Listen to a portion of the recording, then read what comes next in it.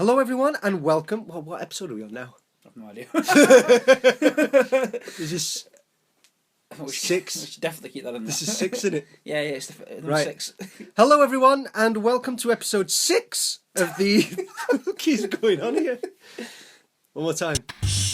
Welcome, my name is Oliver. I am a robot, but enough about me.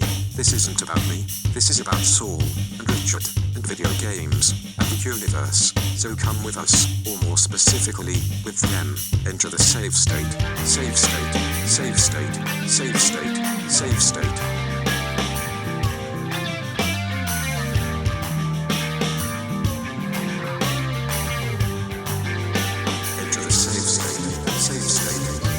Hello everyone and welcome to episode 6 of the Save State Gaming Podcast. Yeah, we made it! My name's Saul. I'm Rich. Nice to have you guys back with us again. Yeah, thanks for joining us again. Yeah.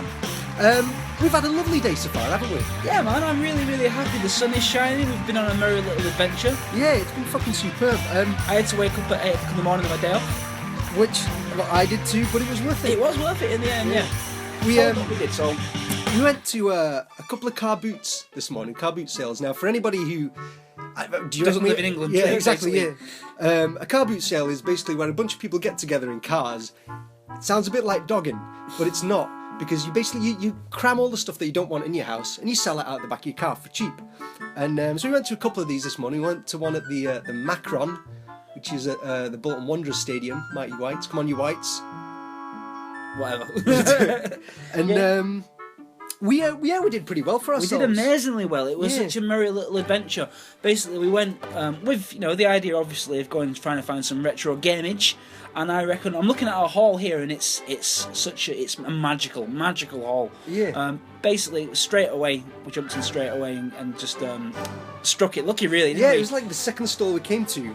They had this big box of like PS2 games. And I walked over and I was like cruising through them, and straight away I saw the old SmackDown game, my favourite one, which was SmackDown Here Comes the Pain, which I believe was the second or the third one for the PlayStation 2. The one with Brock Lesnar on the front cover. So I picked it up and I went to the stall, and this nice old lady was like, "How much is this?" To which she replied, 10p. And at that point, I couldn't quite comprehend what she said. It's like my mind wouldn't take in what she said. So I went, £10, and she went, "No, 10p. So would you describe what my face looked like when she said 10p? Well, so he kind of froze for a minute. Like you said, his brain was trying to like process it. And then I'd have done the same in your situation, man. Like, Because this is a game that was in the proper box, which is in immaculate condition. I'd already checked the disc, there was no scratches. £10 seemed almost more reasonable. Even though it would have been too much, I was going to say, no, £10 is too much. But she meant, by 10p, she meant 10p. And so after she made us the 10p offer, we thought that, hang on, we can do quite well out of this woman. She's got no idea what she's doing. Yeah, because Saul hadn't given his poker face away. Because as soon as she said 10p, I knew the first thought was after that was, I've given away my poker face completely here. So we managed to get this box of games basically for £3. £3, and I'm going to tell you exactly what's in the box of games. It's a large box as well. There's about 25 of them there. Well, there's like... Right, let's go through this real quickly. S-Stunts DVD micro board, which is, I think, a DVD for a board game. We have Top Agents 2011-2012, which is a Playmobil interactive DVD.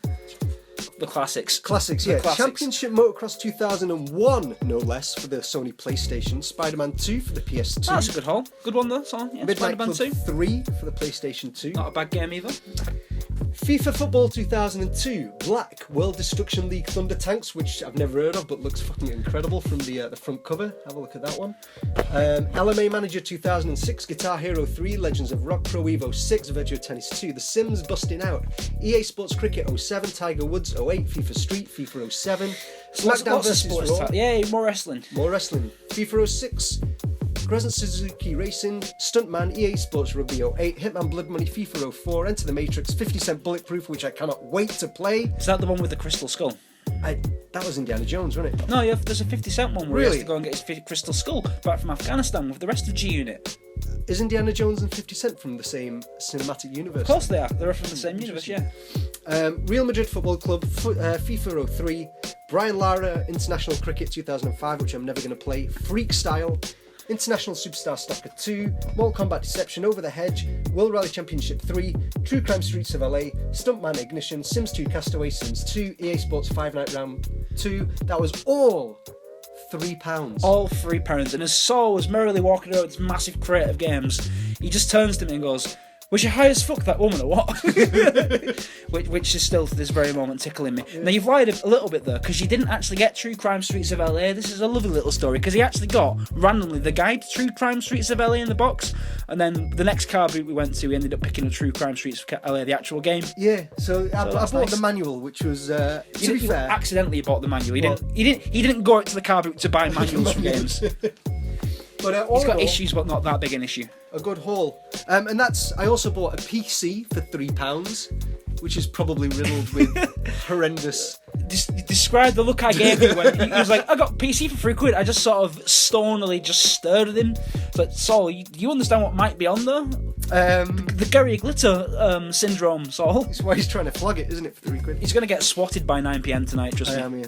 So I'm looking forward to you actually wiring that up. There might be some like old Spielberg script on there or something, I don't know. Mate, you never know. Could be worth millions. Guy might be an idiot. Sell me a PC for £3. We also bought a pretty cool laser tag game. Like, remember Sega Lock-On? Yeah. That kind of thing. That was £4. That was amazing. He was like, "Chip, let's get this," and I was like, "Right, I will, if you definitely promise to play it with me." And he's like, "Sure, no worries."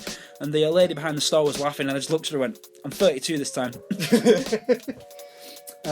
Also bought a bunch of other stuff. Die Hard on the UMD for the PlayStation Portable. What's a UMD? A UMD is a Universal Media Disc, and if you've never seen one, it's basically a very small CD wrapped in a plastic casing, and it only works on the PSP. I actually tried this on my PSP and it doesn't work because it's the wrong region, so I wasted 50p on that. Which was a shame, because you should have seen his little face light up when he realised he could watch Die Hard on his PSP. Yeah. Bunch of other games. Babe, which I think we might do for Let's Play. We got Babe. We were thinking of doing a new segment where we go to a car boot every Sunday and pick the weirdest, shitest game we could think of. This week would be Babe, if we get around to playing it. You also got Time Splitters 2. Yep. Yeah, which was an awesome game. I had that for the GameCube. Fucking superb. Bought a PlayStation 1 as well. And a Nintendo DS. The PlayStation 1 ended up not having one of the wires. But doesn't matter. Nintendo DS ended up also not having the charger. It's part of the charm of a car boot. Part of the charm. Isn't it? Yeah. You'd think that we got fucked over, but the laugh's on them because I've already got a DS charger at home, so it doesn't matter. Yeah. So yeah, great kind of morning out of the car boots there. Yeah. So if you ever get a Sunday off and you're in Britain, hit up those car boots. It's a great place to find all the old retro games, and I think it's just a lovely encompassment, is that a word, of what British culture is. It's such a British character type, isn't it? Hang around in car parks, smoking cigarettes, drinking a coffee out of a little paper cup, and bartering for cheap video games. Hello, things are looking up. The sun is coming out to shine. Here she is. Well, excuse me. Oh, hello. That's a correct ornament. That's highly valuable. Do you take checks at all? Oh, language. Honey, I haven't got any cash. I've just bought a pair of jeans. Oh. Well, look, why don't you nip down the post office, get some cash out? Is it open on a Saturday morning? Yeah, you get it down there nowadays. Well, you get your stamps. Yeah, I pay my bills there and everything. Oh, hang on, talking about the bill. I tell you what, he's copped the chandelier. Dear, oh dear, I'm surprised you can pick it up. It's so hot. He's fallen asleep. They're going to have to buy the three-piece wheat and him now. God, look at the people. They're like vultures, aren't these people? What are they doing? Oh, I told you it was going to rain. Pouring. Yeah. Where's them cheap umbrellas we were going to knock out? I've been playing much this week. Got much video game time in? Yeah. I've been getting. You got to get the video game time in, people. You got to get it in.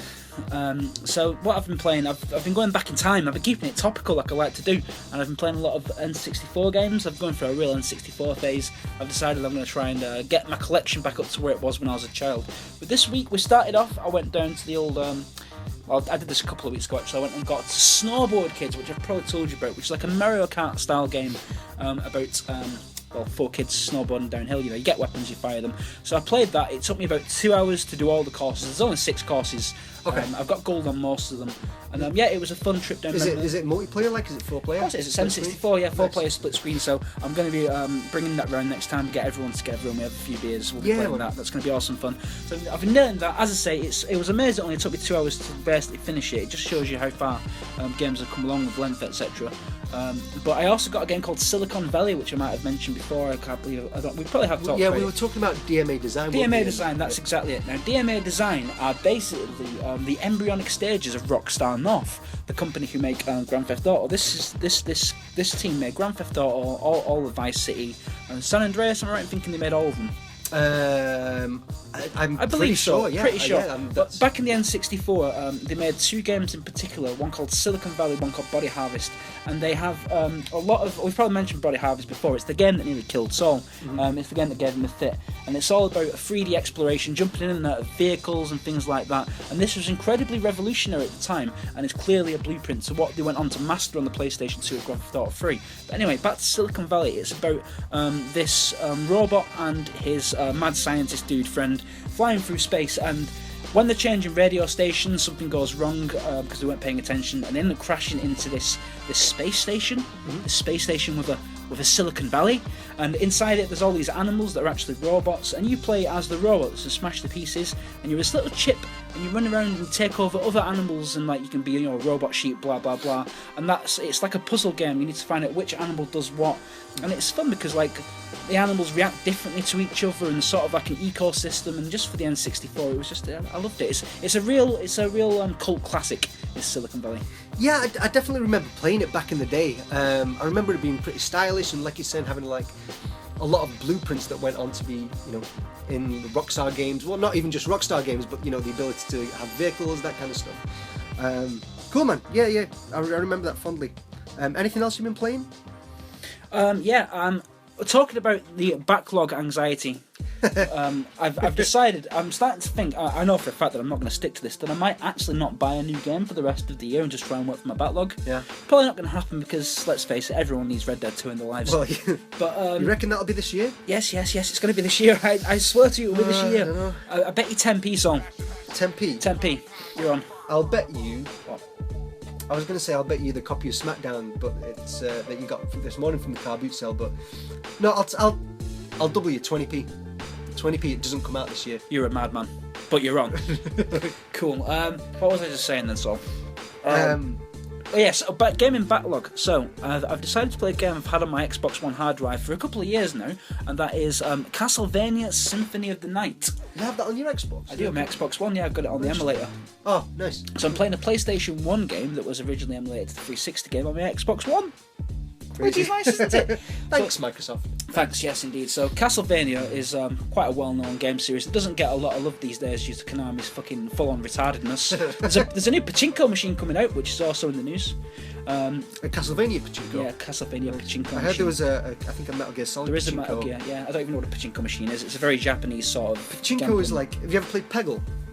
Yeah, I didn't understand what I was seeing. Yeah, though. so it's like that. It's basically like you fire these balls up to the top of the machine, and then the balls drop down between all like these metal pegs, and you have to get them in these certain holes at the bottom. That's basically pachinko, but it's basically like Japanese fruit machines. It's their equivalent of that. fair enough. They sit there all fucking day and all night just pumping and smoking, pumping money in there.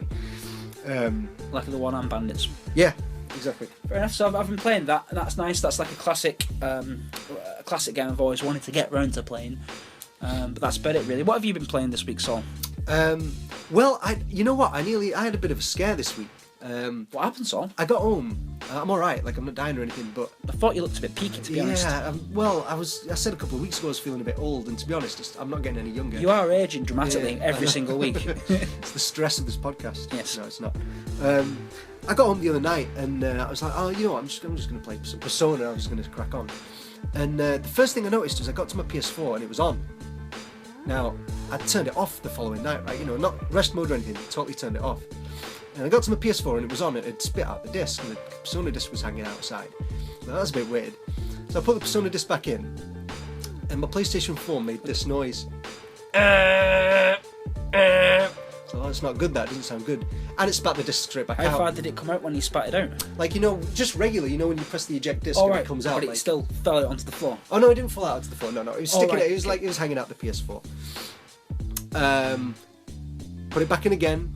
Same thing. Splits the disc back out. Ah, This shit. is like the middle of the morning. No, this is like last thing at night. Yeah, same thing. Um, Spooky time. yeah, I was like, fuck, PS4's broken, fuck.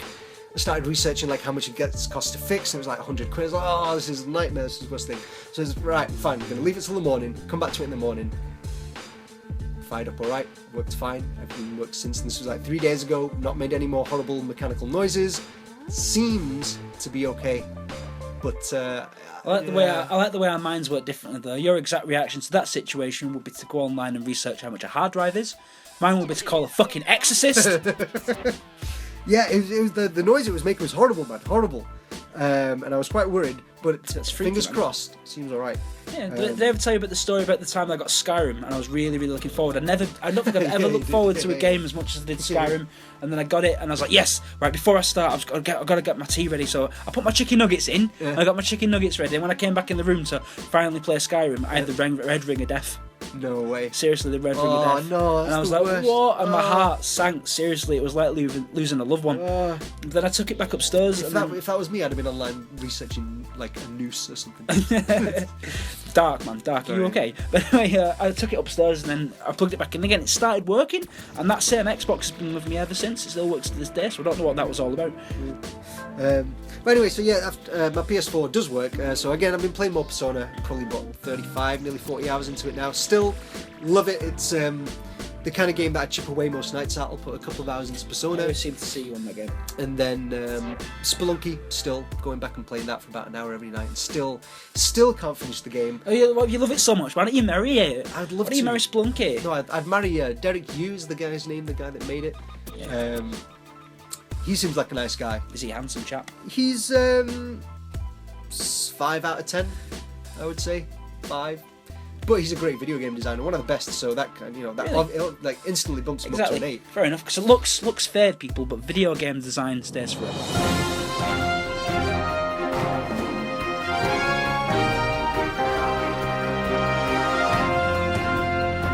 Moving on to the news, quite a lot to talk about this week actually. Yeah, it's been an eventful week. Yeah, we're going to start off this week with the rumoured. Is it rumoured or is it actually? No, it's not been announced, has it? But the SNES Mini, right? Which is, it's fairly obvious that this was going to come around, especially after they've said that they're going to discontinue the NES Mini. Very short-lived. Bless your soul. I'm annoyed about this. I want a NES Mini. I want it even more than that I can't have it. But yeah, like prices have tripled, right, on eBay, like 250 Double from what I quid. know. Is Yeah. it 250? It was Yeah, 120. No, It's it's 120 when I way, checked. way, So it's gone up more and more. Are you going to sell yours? Or are you going to keep hold of it? No, I'm going to keep mine. Never sell your hardware, man. Never sell your hardware. It's only going to go up in value. Fair enough. So yeah.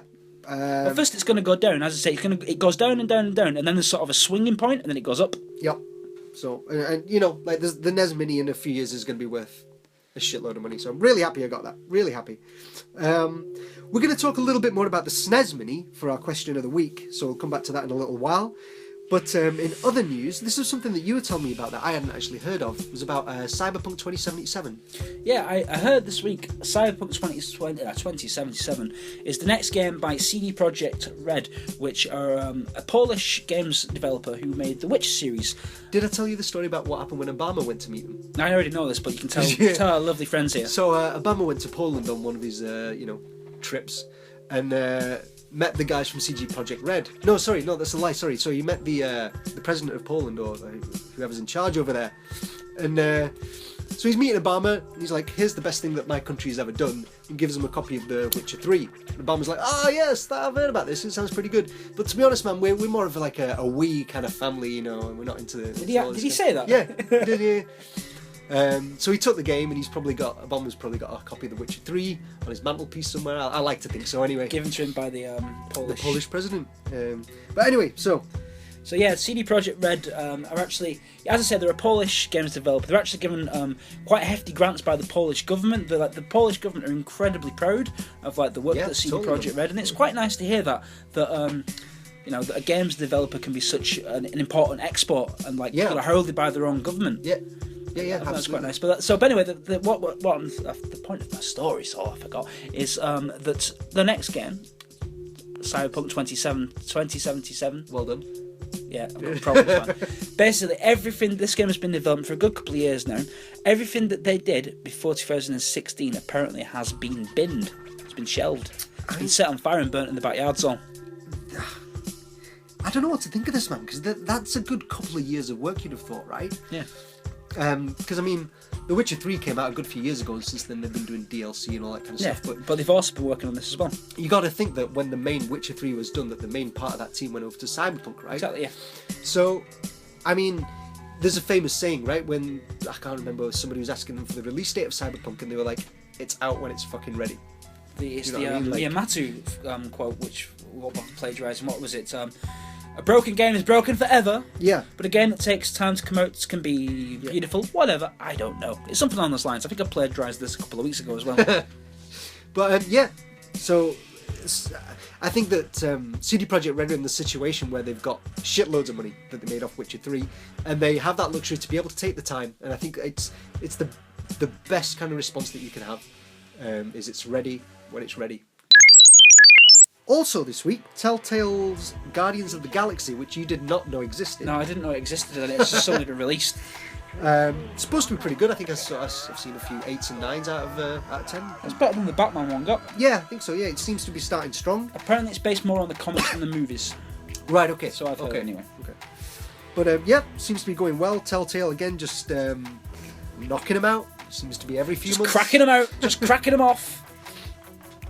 I was thinking, what Telltale games do you think you'd like to see? What would you like to see him take a crack at? Excellent question. Showgirls. Nice. Okay. Yeah. Hellraiser. Nice. Any more? Eraserhead. Requiem for a Dream. Good one. You could just press B to get the needle down to the arm, and then A to get that get the junk in the veins. But seriously, I mean, like, there's some things I'd like to see him actually take a good crack at. Like, I think an Uncharted Telltale game would be really good. I don't think that's quite far out of the realms of possibility. It's Now not. they've got Batman and And they've these got other big properties. they've got Minecraft as well. Yeah, Walking Dead. Like, Yeah, Yeah. I mean, so they can make. I can Possible. see them making a video game, a Telltale game of something that's already a video game. Yeah. What I can see happen, and what I'd like to see when I'm being serious, I was being facetious earlier, is, do you know? In all seriousness, what about a Rick and Morty Telltale game? Because that'd work really, really well. Because Yeah. if you think about all the dimension hopping, you could just hop into different yeah. games and stuff. So yeah, Telltale, you heard it here first, man. Take my idea. Just give me, little royalties, little check in the 50% all check in the mail. 50%. I'm not a greedy man. I'm not a greedy man. Just a check in the mail. Just a check in the mail. But other than that, another good one I thought of was The Never-Ending Story. Could you imagine if The Never-Ending Story was a Telltale that'd be game? awesome. I bet there's quite a few like of those old childish movies that'd be really good Yeah. for like. Oh, I guess it's kind of hard because those stories are already set in film and like. But there's definitely you could do some work in those universes. Yeah, it's all about different working in the characters. universe, isn't it? I will make a prediction here. I guarantee you the next one will be a Star Wars one. I Because think they're that- obviously in bed with Disney if they've done Guardians of the Galaxy. Yeah, I think that's a great shout. I think there's a bunch of Star Wars games that we already know about, right, that are being worked on, and I think that a Telltale Star Wars would definitely fit in there somewhere. Moving on, another piece of gaming news is that now this is really good. I'm really fucking happy about this. Actually, is that esports is been declared it's going to become a medal event at the Asian Games in 2022. Wow. So Awesome. great for getting that recognition. Absolutely, man. A little fact here just about esports that I managed to get about esports from 2016 was that in general, esports generated $493 million in 2016 with a global audience of about 320 million people, which is a fair number That's of people. crazy. Yeah, it's fair a lot number of of people, people. right? What's in Asia, right? Yeah, exactly, which is why I Which think is why it's the Asian Games. it's a Which perfect is fit for the Asian Games. the Asian Games. We don't know much about it over here, but it's the second biggest games event after the Olympics, isn't it? But yeah, I'd imagine so. It's funny you say the Olympics. That I was reading that the British kind of board of esports and e-gaming has applied to get esports as a recognised event in the Olympics. Now they're kind of waiting to hear back, and there's a Yeah. whole obviously like dialogue that has to go on there. Sure. But Now that'd be lovely, and I'm completely up for that. And I think it's a really, really positive step forward for the thing that we love, the art form that we love. Yeah.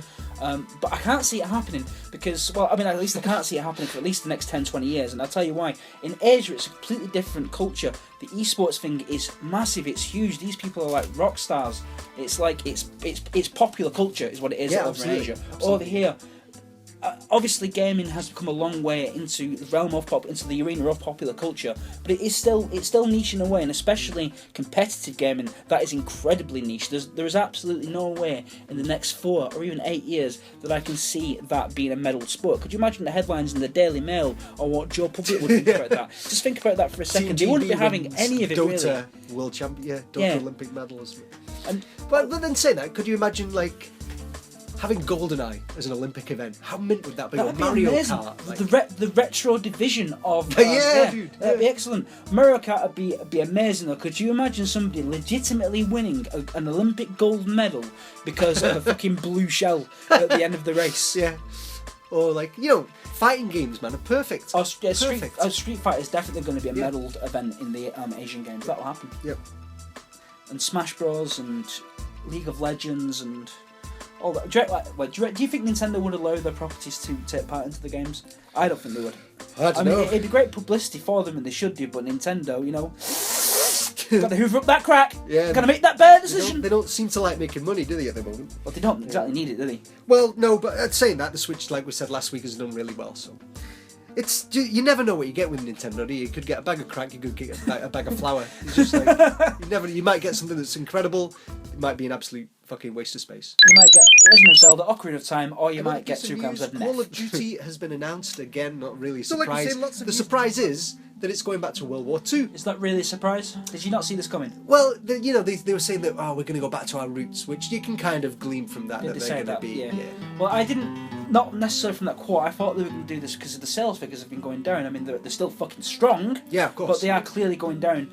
And also the fan reaction, especially to the last one. Isn't the last one the most negative rated YouTube video of all time or something?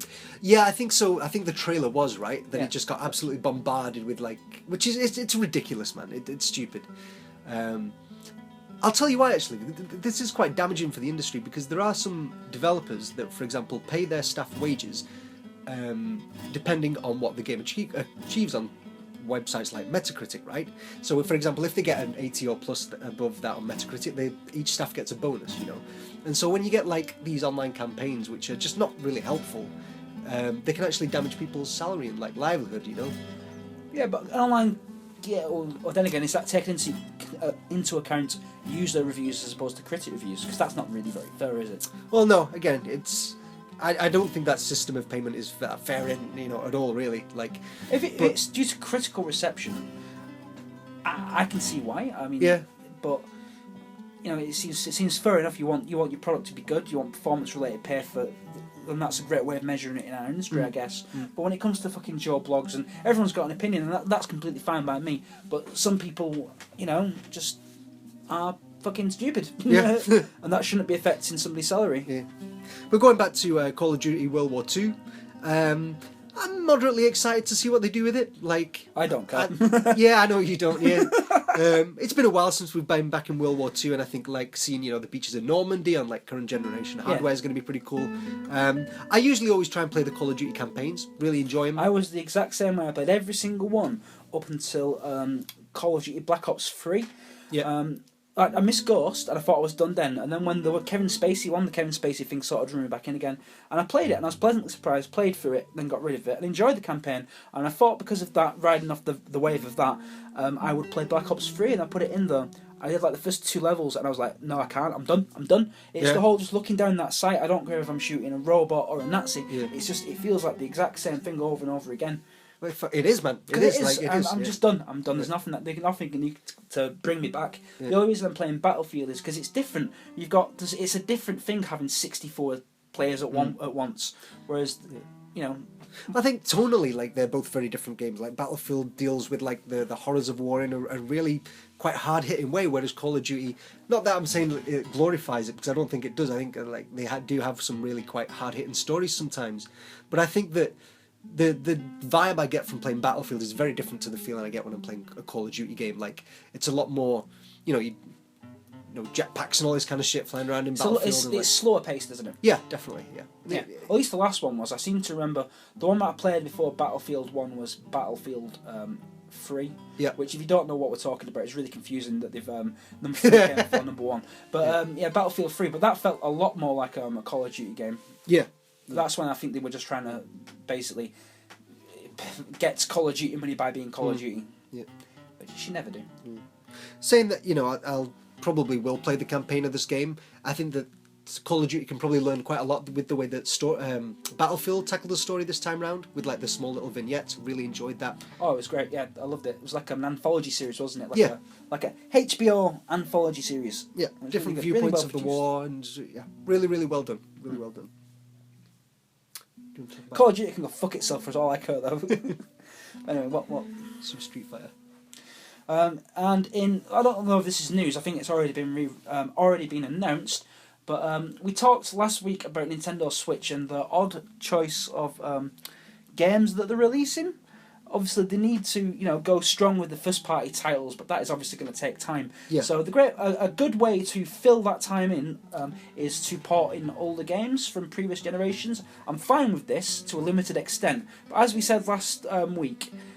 Payday 2, it's too old, it's 5 years old. Yeah. And then thinking about that, this week I discovered that soon, in the next month or so, I don't know the exact release date, but Street Fighter fucking 2 is being released for the Switch. This game is 30 years old, Saul. They're mocking me, they're taking the piss at this point. It's a 30-year-old game, it's called Ultra Street Fighter 2 The Final Challenge. Final my ass.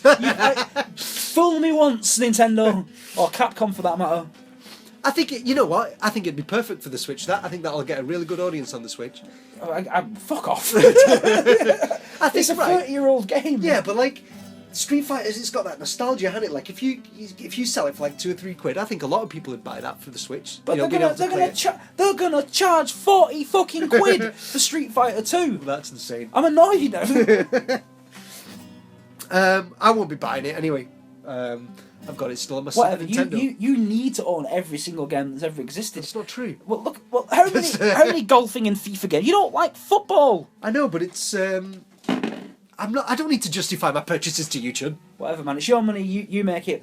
Selling your body on the streets in the middle of the night, so you can do whatever That was you want with once, and that was to buy a copy of Simcopter. it. Fair enough.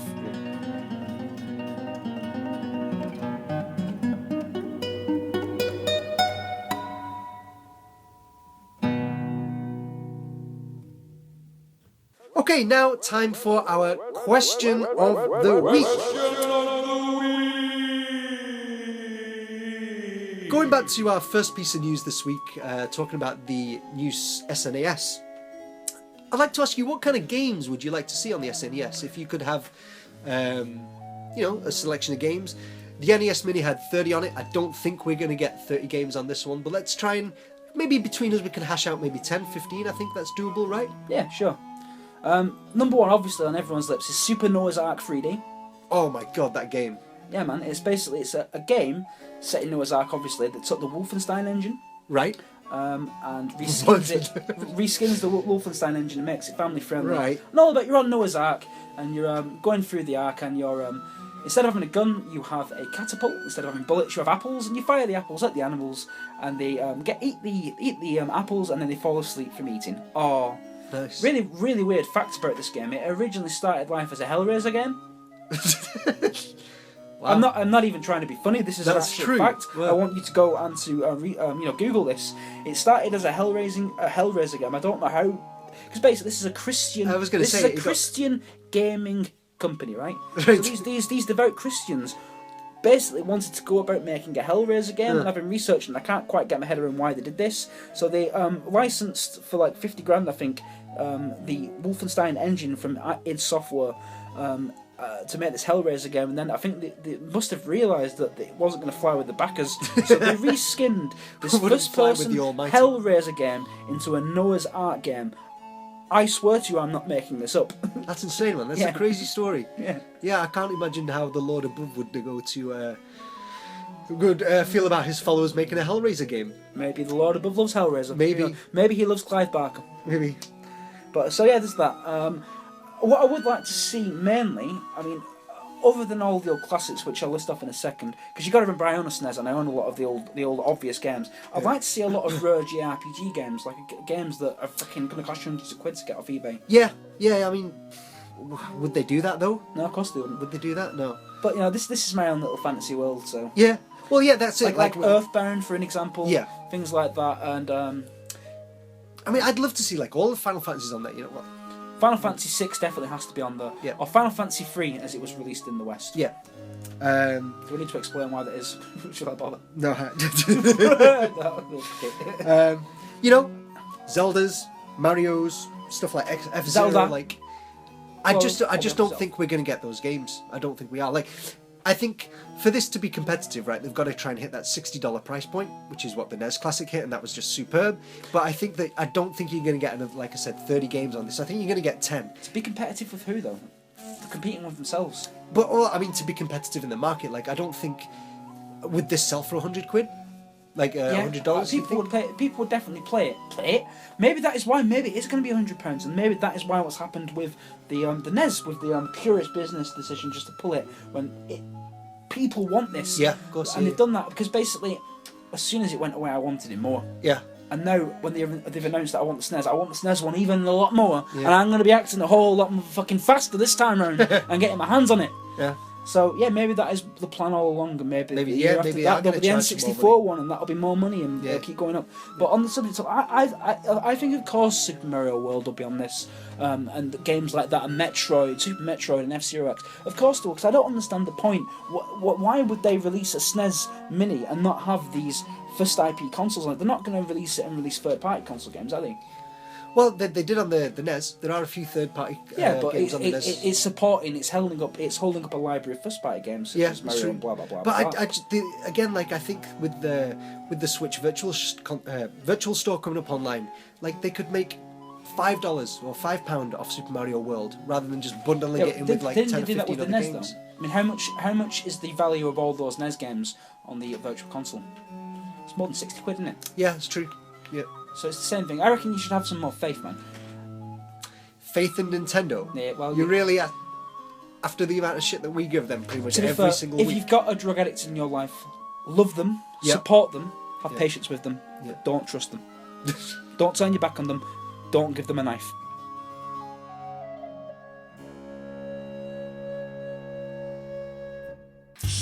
And that's about all we've got time for this week. So thank you once again for joining us. A couple of shout outs before we do leave. We are now on YouTube, so if YouTube is your media viewing option of choice, then you can catch us on there. Still on iTunes, still on SoundCloud.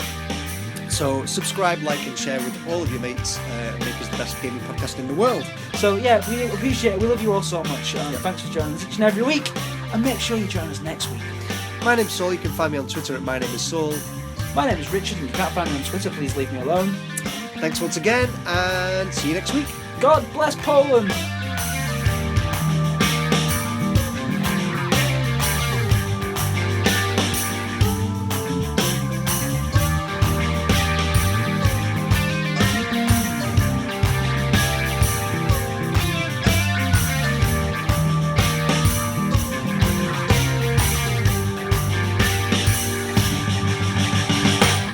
This week's music was brought to you by The Passion Hi-Fi and Frank Hymans. That's Hymans, not Hyman. And we'll put some links to their work in the description for this episode. But once again, thanks for joining us. Have a great week, everybody, and we will catch you next time.